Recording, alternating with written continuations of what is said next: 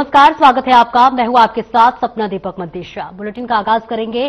भराड़ीसैंण में विधानसभा सत्र के दौरान उत्तराखंड के मुख्यमंत्री पुष्कर सिंह धामी ने प्रातः भ्रमण के दौरान तैनात सुरक्षा कर्मियों से मुलाकात की। उन्होंने पुलिस बल की आवास, भोजन और अन्य व्यवस्थाओं की जानकारी ली। मुख्यमंत्री ने विषम भौगोलिक परिस्थितियों और कठिन मौसम में भी पुलिसकर्मियों की सेवा भावना और कर्तव्य निष्ठा की सराहना की। उन्होंने धराली जैसे आपदा प्रभावित क्षेत्रों में पुलिस के अनुकरणीय कार्य को पूरे बल की कार्यक्षमता की मिसाल बनाया।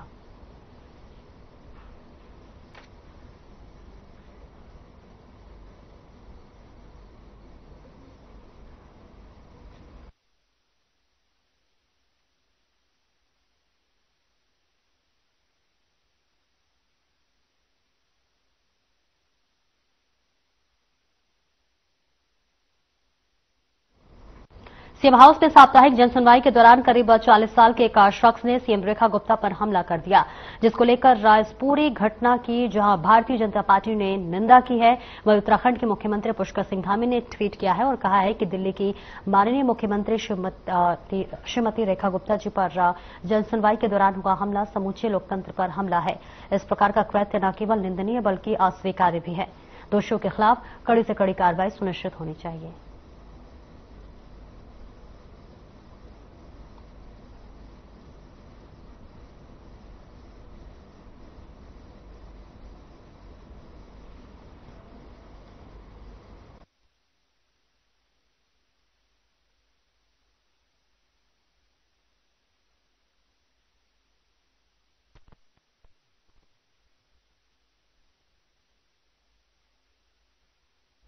तो देखिए, तस्वीरें आपको दिखा रहे हैं जहां पर आज सुबह सुबह मुख्यमंत्री रेखा गुप्ता के ऊपर हमला हुआ, जिसके बाद से बता दें कि पूरी बीजेपी इस वक्त हमलावर है और बीजेपी के तमाम नेता इस हमला को लगातार निंदनीय बता रहे हैं। और जिसके बाद से अब मुख्यमंत्री पुष्कर सिंह धामी ने इस मामले में ट्वीट किया है। उन्होंने कहा है कि यह हमला समूचे लोकतंत्र पर हमला है, इसे बर्दाश्त नहीं किया जाएगा। मुख्यमंत्री के ऊपर यह हमला होना, कई तरह के यहां पर सवाल जरूर खड़े होते हुए नजर आ रहे हैं।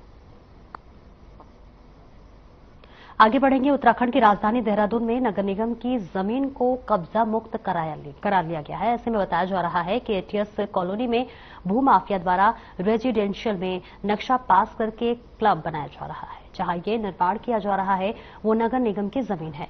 उसमें स्पोर्ट्स एक्टिविटी के लिए प्लान करके उसको घेरा हुआ था और ऐसे में अब इसे कब्जा मुक्त करा लिया गया है।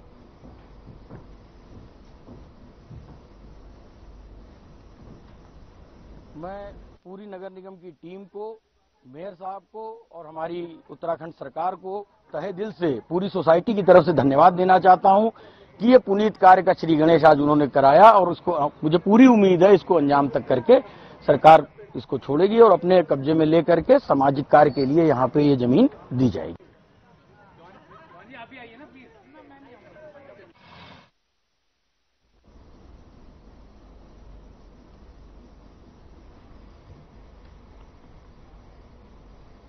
उत्तराखंड विधानसभा के मानसून सत्र के दूसरे दिन विपक्ष भारी हंगामे के बीच धर्मांतरण कानून को धामी सरकार ने अब और सख्त कर दिया है। भराड़ीसैंण विधानसभा पटल पर उत्तराखंड धर्म स्वतंत्रता एवं विधि विरुद्ध धर्म परिवर्तन प्रतिषेध संशोधन विधेयक पेश कर दिया गया है और इसके साथ ही सदन में संशोधित सख्त धर्मांतरण कानून पास कर दिया गया है।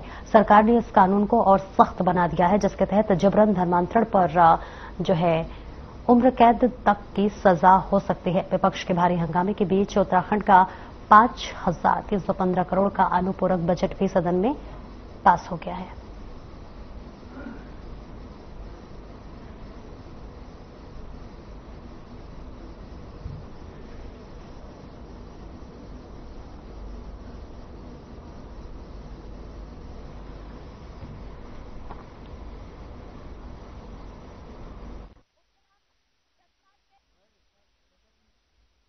और सेवा का प्रतीक रहा है।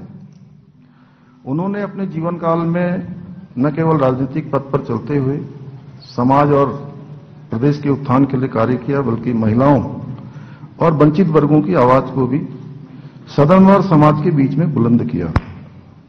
उनका व्यक्तित्व हमेशा हमें सिखाता है कि राजनीति केवल सत्ता का माध्यम नहीं है, बल्कि सेवा और समर्पण का भाव भी है और एक मार्ग भी है। उत्तराखंड के देहरादून में राज्यपाल लेफ्टिनेंट जनरल गुरमीत सिंह ने 19 अगस्त 2025 को पूर्व सैनिकों और उनके परिजनों के लिए 3 दिवसीय मिलिट्री डेंटल कैंप का उद्घाटन किया है। आपको बता दें कि ये कैंप 19 से 21 अगस्त तक उत्तराखंड सब एरिया के तत्वाधान में आयोजित किया जा रहा है, जिसका मुख्य उद्देश्य पूर्व सैनिकों और उनके परिवार वालों को मौखिक स्वास्थ्य के प्रति जागरूक करना और उन्हें निःशुल्क डेंटल चिकित्सा सेवाएं प्रदान करना है। तो वहीं इस शिविर में लगभग 500 भूतपूर्व सैनिकों और उनके आश्रितों को लाभ मिलने की उम्मीद है।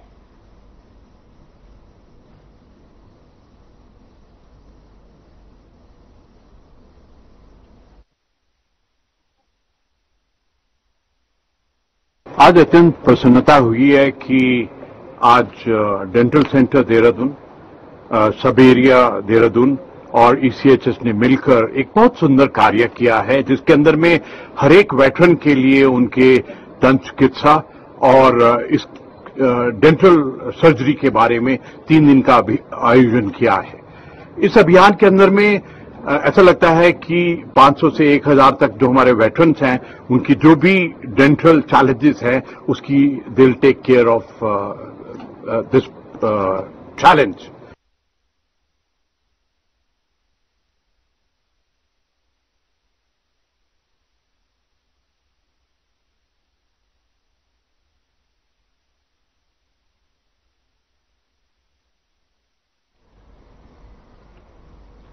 रानीखेत कांग्रेस कमेटी द्वारा भारत रत्न और भूतपूर्व प्रधानमंत्री स्वर्गीय राजीव गांधी की 81वीं जयंती श्रद्धापूर्वक मनाई गई। इस अवसर पर आयोजित कार्यक्रम में उत्तराखंड कांग्रेस प्रदेश अध्यक्ष करण माहरा मुख्य अतिथि रहे। कार्यक्रम के दौरान करण माहरा ने अपने संबोधन में कहा कि राजीव गांधी आधुनिक भारत के निर्माता थे, जिन्होंने सूचना प्रौद्योगिकी, शिक्षा और पंचायती राज व्यवस्था को नई दिशा दी है। उन्होंने युवाओं को राजनीति और राष्ट्र निर्माण में आगे बढ़ने के लिए सदैव प्रेरित किया है। इसके अलावा नगर कांग्रेस पदाधिकारियों और कार्यकर्ताओं ने भी अपने विचार रखते हुए राजीव गांधी के जीवन एवं योगदान को याद किया है। कार्यक्रम के अंत में कांग्रेस जनों ने पुष्प अर्पित कर उन्हें श्रद्धांजलि दी है और उनके आदर्शों पर चलने का संकल्प लिया है।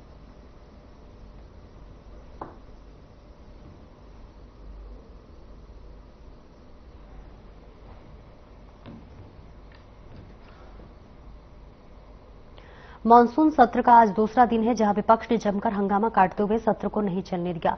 संसदीय कार्य मंत्री सुबोध उनियाल का कहना है कि सरकार की कोशिश है कि सत्र बहुत अच्छा चले और प्रदेश के लिए सही फैसला आए, मगर विपक्ष इस सत्र को नहीं चलने दे रहा है, जो कि बहुत निंदनीय है।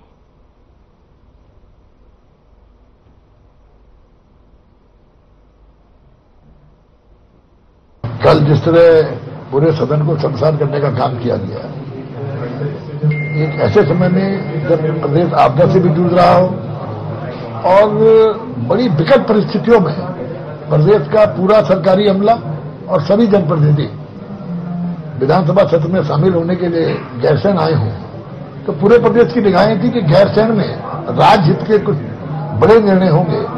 और ऐसे में एक ऐसे मुद्दे को उठाकर जो न्यायालय में विचाराधीन था और जिस तरह से सदन में तोड़फोड़ करने का काम किया, सदन का पूरा समय बर्बाद करने का काम किया।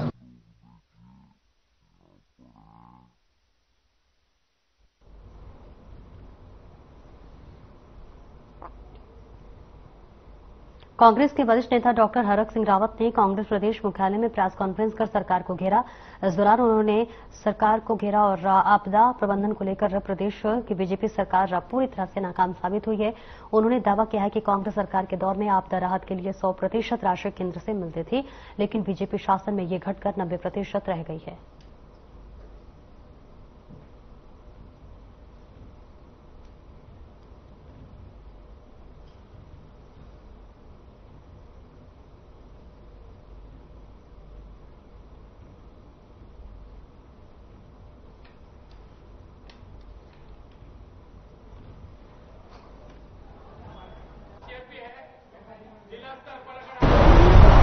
उससे कम नुकसान हो, भूकंप आना तो आएगा, वो बारिश तेज होगी तो होगी, लेकिन उससे कम नुकसान हो, उस आपदा से कम नुकसान हो, इससे हम अपने प्रदेश को, अपने प्रदेश की जनता को बचा सकते हैं। दुर्भाग्य से राज्य बनने के पिछले 25 वर्षों में हमने विकास के नाम पर उत्तर प्रदेश और बिहार की तर्ज पर हम उत्तराखंड का विकास कर रहे हैं। ये गांव में सड़क मांगी, 5 परिवार गांव में रह रहे हैं, हमने 25 किलोमीटर 5 परिवारों के लिए सड़क बनाई। 1 किलोमीटर सड़क, अच्छी सड़क पे 1 करोड़ रुपए खर्च होता है, पक्की करने में 2 करोड़ रुपए खर्च होता है।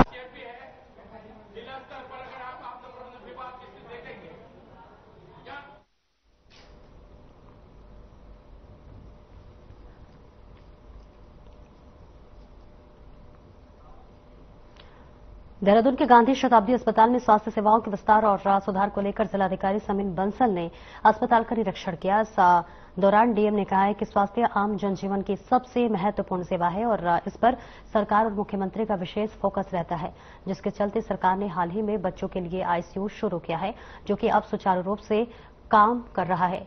वहां पहले 6 बेड थे, जिन्हें बढ़ाकर 2 गुना किया जाएगा।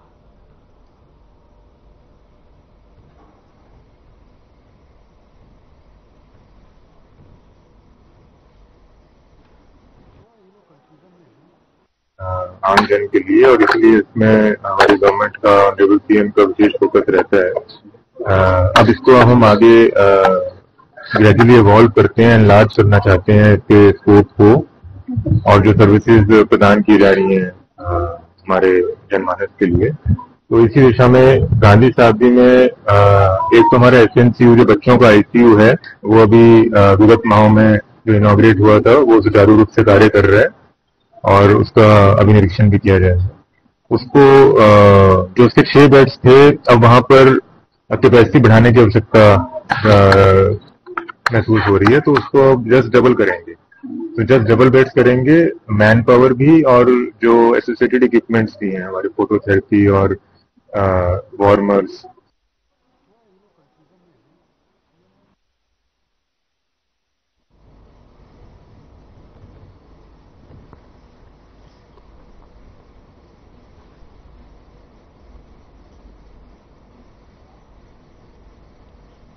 नैनीताल जिला पंचायत अध्यक्ष और उपाध्यक्ष पद के लिए चुनाव जो परिणाम है उसका आज आधिकारिक ऐलान हो गया है।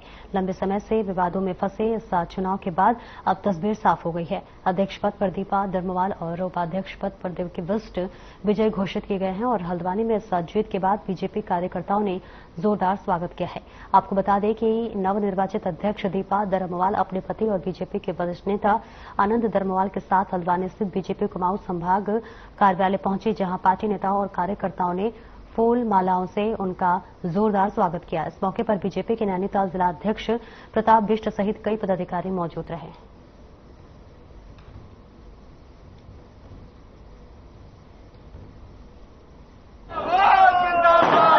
पहले ये मेरी जीत नहीं है, मेरी भारतीय जनता पार्टी की जीत है, माननीय पुष्कर धामी जी की जीत है और प्रदेश अध्यक्ष अजय भट्ट जी है और हमारे संघ जितनी महेंद्र भट्ट जी की और प्रताप बिष्ट जी जो हमारे जिलाध्यक्ष हैं उनकी जीत है और मेरे संघ जितने भी थे भारतीय जनता पार्टी के कार्यकर्ता उनकी न्याय हुआ, हमारे पक्ष में न्याय हुआ है और उसमें ज्यादा हमें टिप्पणी नहीं करना चाहती।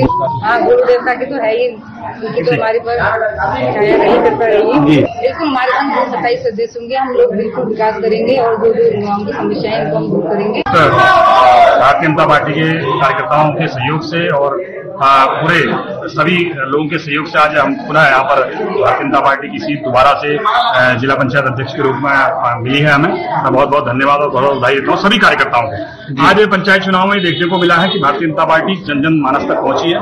सर्वाधिक ग्राम प्रधान हमारे जीते हैं, सर्वाधिक बीडीसी मेंबर हमारे जीते हैं और इस नैनीताल जिले में सर्वाधिक ब्लॉक प्रमुख भी हमारे जीते हैं। इसलिए मैं आज जिला पंचायत अध्यक्ष से सभी सम्मानित जितने हमारे जनप्रतिनिधि जीते हैं उनको बहुत बहुत बधाई और बहुत बहुत शुभकामनाएं प्रेषित करता हूँ। जिनने हमें यह सीट जिताकर हमारे युवा मुख्यमंत्री पुष्कर सिंह धामी जी के हाथों को मजबूत किया है और मोदी जी के हाथों को मजबूत किया है और मैं तहे दिल से इस क्षेत्र की जनता और अपने पूरे प्रदेश के कार्यकर्ता को तहे दिल से धन्यवाद देती। पहले दिन ही काउंटिंग हो चुकी थी, हम 1 मैच से पहले ही दिन जीत चुके थे।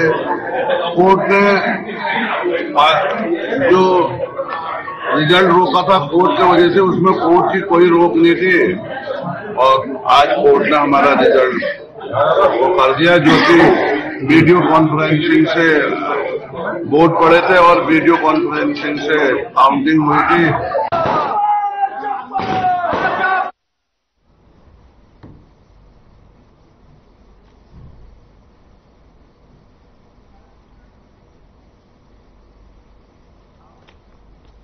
एक ब्रेक के लिए रुकेंगे, जल्द लौटते हैं।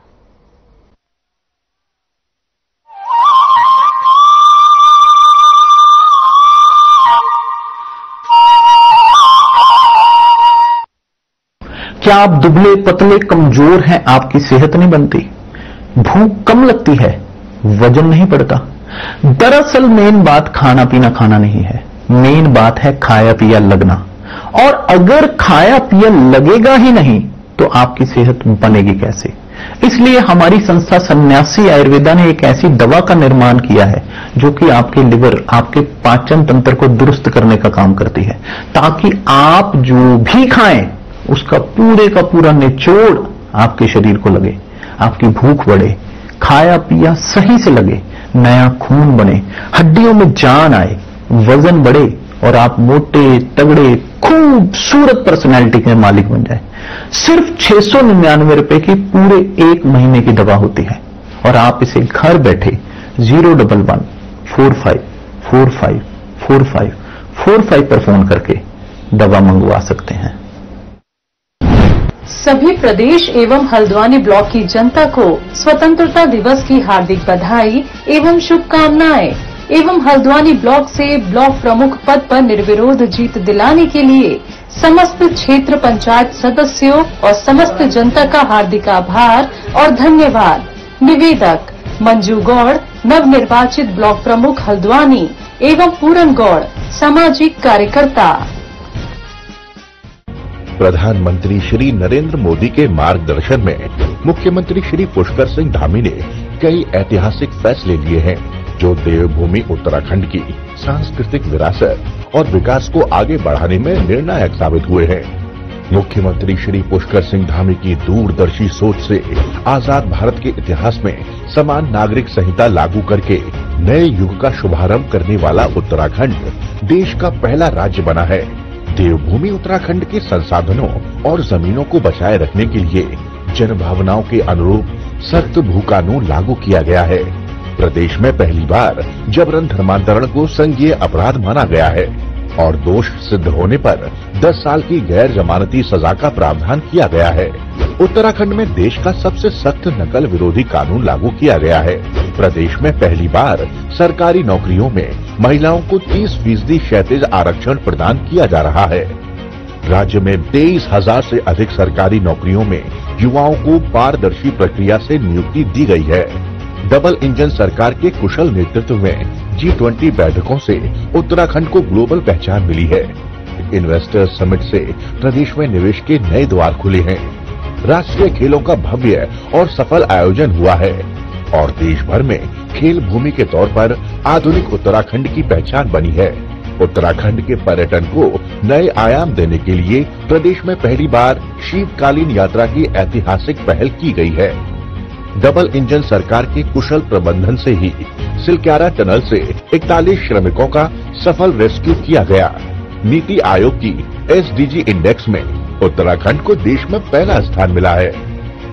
मजबूत संकल्प और कुशल नेतृत्व से बढ़ा है देवभूमि का मान, बनी है समृद्ध, सशक्त और आत्मनिर्भर उत्तराखंड की पहचान। क्या रंग खिला, क्या रूप सजा, मैंने ही नहीं दुनिया ने कहा।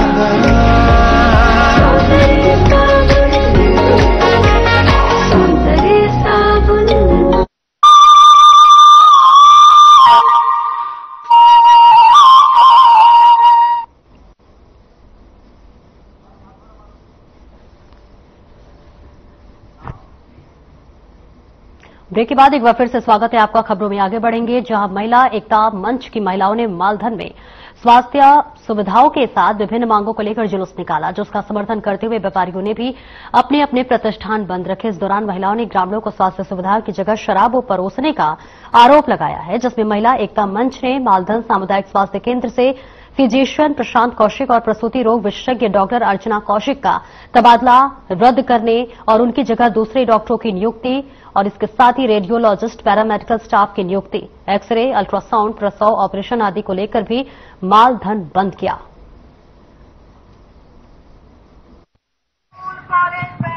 महिला एकता मंच काफी लंबे समय से मालधन अस्पताल की लड़ाई को लड़ रहा है। वहां पे 2 डॉक्टर मिले थे, अर्चना कौशिक और प्रशांत कौशिक, जिनका यहाँ से ट्रांसफर कर दिया है। हमारा सरकार से ये कहना है कि आपने उन 2 डॉक्टरों का ट्रांसफर तो कर दिया था, हमें नए डॉक्टर उपलब्ध कराने चाहिए थे, लेकिन अभी तक हमें वहाँ पे कोई डॉक्टर उपलब्ध नहीं कराए गए हैं। हमारा जो नशा नहीं इलाज जो अभियान है, इसको लेकर के आपने मई 14 तारीख को एक निर्णय निकाला था कि जो नवसर्जित दुकानें हैं वो शराब की बंद हो जाएंगी, लेकिन जो मालधन की दुकान है वो अभी भी खुली हुई है। आपने जो हमें वहाँ पे नशा परोस के रखा गया, हमारा सरकार से ये कहना है कि जब तक मालधन अस्पताल में डॉक्टर नहीं आ जाते वो शराब की दुकान बंद नहीं हो जाती। अभी तो हमने बाजार बंद किया है, आने वाले समय में हम मालधन में पूरा चक्का जाम करेंगे और अपने आंदोलन को आगे भी उग्र रखेंगे।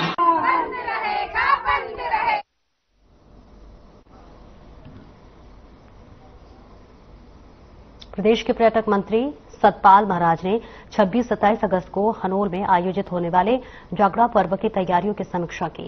इस दौरान उन्होंने सचिव पर्यटन, जिलाधिकारी, एसपी और एसडीएम चक्राता के साथ बैठक कर सड़कों, स्वास्थ्य सेवाओं, पेयजल आपूर्ति, भंडारे, पुलिस व्यवस्था, पार्किंग, ट्रैफिक नियंत्रण, शौचालयों की व्यवस्था और श्रद्धालुओं के आवागमन के लिए परिवहन व्यवस्था की तैयारियों के निर्देश जारी किए हैं। इसके अलावा मंत्री ने हिमाचल प्रदेश के उप मुख्यमंत्री मुकेश अग्निहोत्री को पत्र लिखकर अनुरोध किया है कि हिमाचल से आने वाले श्रद्धालुओं के लिए हिमाचल परिवहन निगम की ओर से बसों की व्यवस्था की जाए।